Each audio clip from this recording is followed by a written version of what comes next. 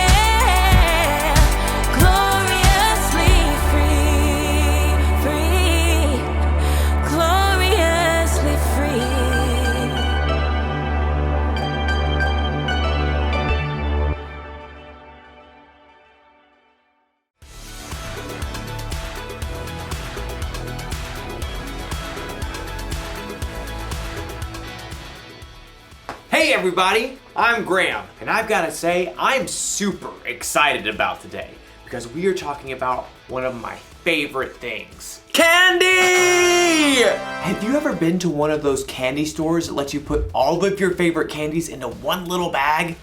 You can mix your jelly beans with gummy bears and top it all off with a handful of M&Ms. The M's stand for And it's all made only for you. Your one-of-a-kind candy bag. Everyone's different after all. Some of you may like hot candy. Ha ha ha ha ha ha ha ha! Or maybe sour's your way to go. I need some water, please. Or maybe you don't like candy at all. Now that's a good radish. We're all different, and that's not a bad thing. That's what individuality is all about. Individuality is discovering who you were meant to be so you can make a difference. We're all created to be individuals. That's why we all like different kinds of candy. Hey, what if we were created out of candy? Like, what if my head could be made out of jelly beans? And maybe some peppermints for eyes. Yeah.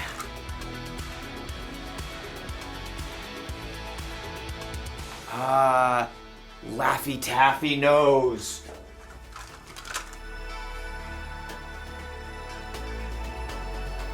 Twizzler mouth. Twizzler? Twizzler? And of course, some hair. Looks just like me. Okay, maybe we weren't created out of candy, but we were created. And in today's story, we'll learn about our amazing creator. Sounds fun, right? What? I was hungry. See you soon. The Bible. It's 66 books of history, stories, letters, and poetry that fit together to form God's one big story. The epic adventure of how He created us and loves us so much that He made a way to rescue us. As we travel through the Bible, from Genesis to Revelation, we discover people who met God and found their lives changed forever. Now, for an amazing story, inspired by the book of Genesis, chapter 1, verses 26 through 28. In the beginning, God took nothing and made everything. From darkness, God called out light. God poured out waters and stretched the sky far overhead like an unpainted canvas. He shaped dry land and canyons and great mountain ranges, and then decked them out with trees and vines and plants of every kind. God spun the moon and sun and stars and planets out into space, and then He filled the oceans with fish and the sky with birds.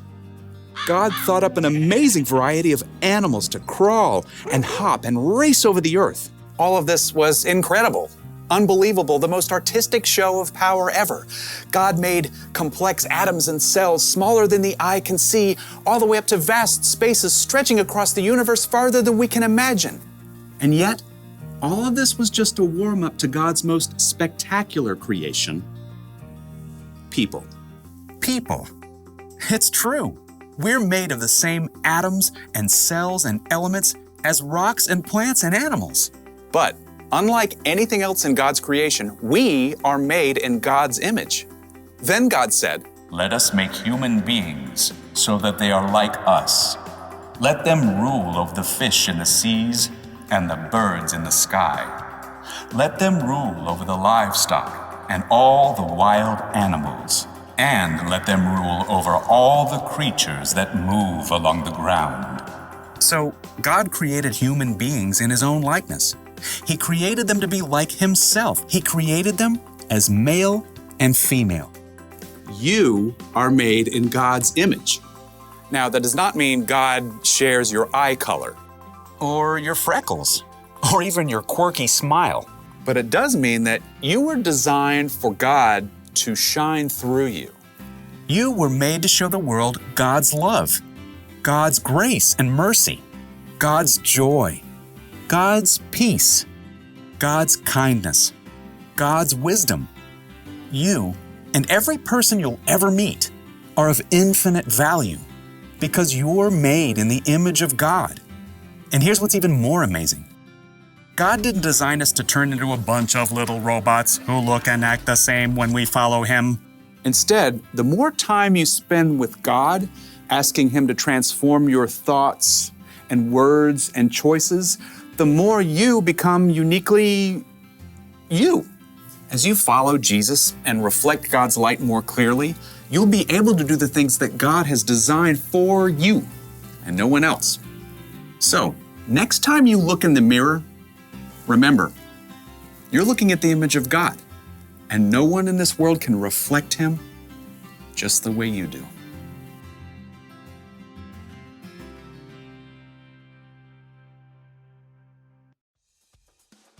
When God created the world, He saved the best for last.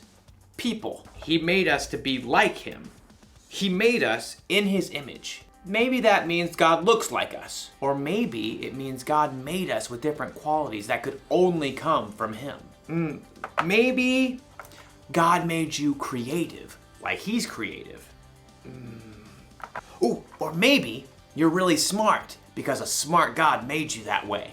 You could be patient, or kind, confident, or peaceful. And you could top it off with a handful of joyfulness. God is all of those things, and He's given them to each of us in all kinds of different combinations. So here's the one thing to remember today. You were made in God's image. Only you were made the way you are. You're one of a kind. There. I'm done with my new candy self-portrait. What do you think? Not bad. I look delicious. I'll see you next time.